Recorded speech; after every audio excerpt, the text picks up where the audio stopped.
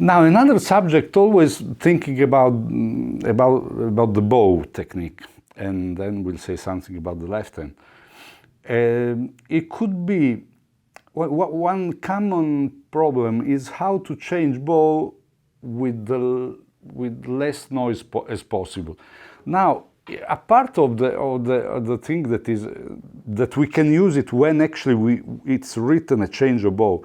The fact that we change bow with the minimum noise or very, very little one, it can help us. That may be especially in solo playing. It can help us to unslur or to make more bowings on one note without spoiling the general direction of the music or the fact that you can feel that you are thinking like a slur, like a phrase, like a long phrase. So from my point of view, I discovered with my experience, there are different approaches. I think you can get to this result in more than one way. My way is that when I change bow, I try to do less movements than echo. So my theory is that any spare movement here, it will add noise to the bow chain. Thinking to it from a sort of rational point of view, I could think the bow movement like a sum of an horizontal sort of direction, to which sometimes I add a bit of vertical. So vertical is this. So it's just noise, of course. Horizontal is it. Now, if I make the bow not to go straight, some common defects. You see, it's like if I got two channels on my mixer. I've got one channel of pure sound, one channel of noise. So the more the bow will not go straight on the string, and the more movements I'll make sort of in the vertical direction, the more noise I'll add to my sound. So I discovered that usually when I change bow in points where I don't want to make the bow change be heard, I think basically I change really the direction mainly from this side of the arm.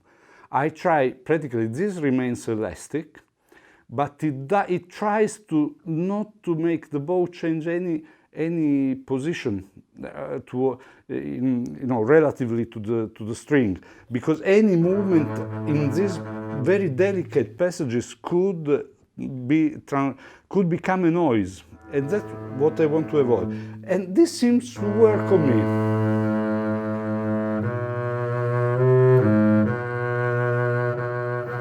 You see? Now another thing that helps, of course, if you join it with a constant vibrato, so a vibrato that has no interference with the change of bow. A good exercise is actually, I anticipate something I'll talk later about the vibrato. A good exercise is to try and split the movement and the breathing. So slow vibrato, lots of changing, and breathing as well, like.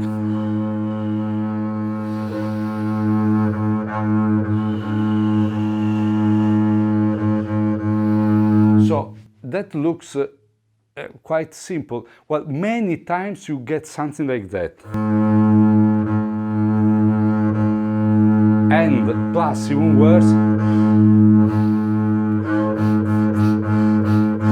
So every synchronization among these three entities, we could say, so vibrato, bow change, and breathing, if they synchronize, they'll make disasters. I mean, you'll feel the note that sort of stops every time you change the bow. So we must really fight against that. Like, I mean, you can also try and talk while you play.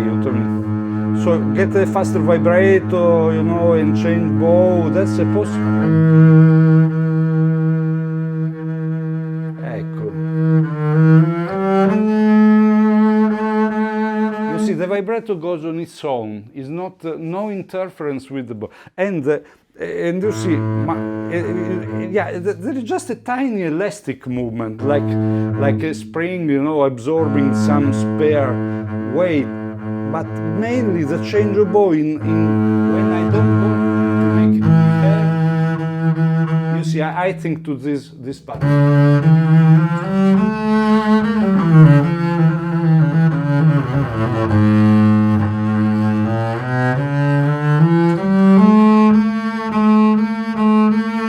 I find this idea very with the minimum amount of noise, and that's what I like it. Yeah.